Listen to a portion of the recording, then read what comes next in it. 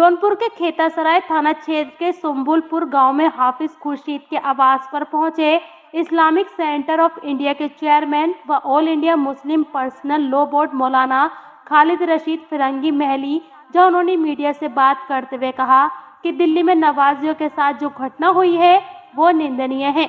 लोगों के अंदर नफरत भर दी गई है, जिससे मुल्क की सलमियत को खतरा है। तो इंशाअल्लाह पहला रोज़ा होगा और सभी मुसलमानों को इस बात का इल्म होना चाहिए कि ये रमज़ान का मुबारक महीना इतना मुबारक और मुतबर्रक है, जिसको कि अल्लाह ताला ने अपना महीना करार दिया है। और जिस चीज़ की निस्बत अल्लाह ताला अपनी तरफ करे तो ज़ाहिर सी बात है उससे ज़्यादा अज़मत वाली कोई चीज़ हो नहीं सकती। इसी मुबारक महीने में अल्लाह ने अपनी सबसे मुक़द्दस किताब कुरान करीम को नाजिल फरमाया है। तो लिहाजा हर मुसलमान को चाहिए कि अपनी रोज़मर्रा की ज़िंदगी की ज़रूरियात और मसरूफ़ियात में से थोड़ा वक्त निकाल करके इस बात की कोशिश करें कि ज़्यादा से ज़्यादा वक्त हम इस माह मुबारक में इबादत में गुजारें। रोज़ा रखना तो फ़र्ज़ है ही, वो तो सबको रखना ही रखना है।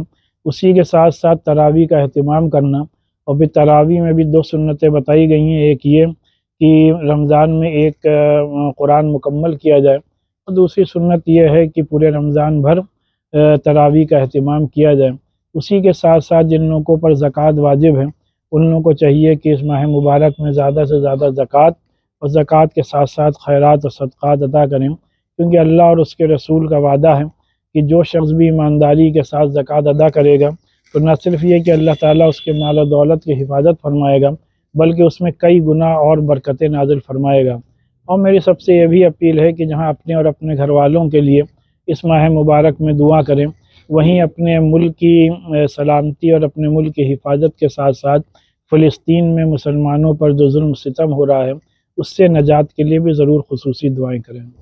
और मुसलमानों की तालीम के लिए क्या ऐसे तरीके अपनाए जाएँ कि दीनी तालीम के साथ साथ दुनियावी तालीम भी उनके अंदर पूरी उतरे ताकि वो कामयाब हो सकें?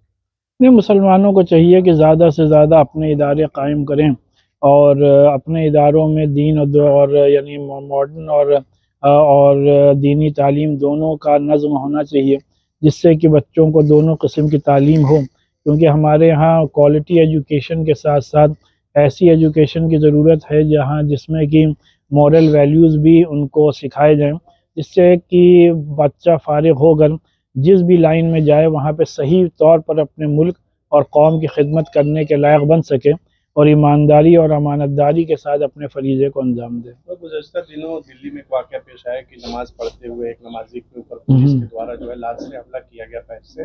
क्या ऐसे वाक़यात मुल्क की सालमियत के लिए ख़तरा नहीं है? नहीं, यकीनी तौर पे जो दिल्ली में वाक़या पेश आया है नमाजियों के साथ, वो बहुत ही ज़्यादा अफसोसनाक और काबिल मज़म्मत है, और उसकी जितनी भी मज़म्मत की जाए वो कम है।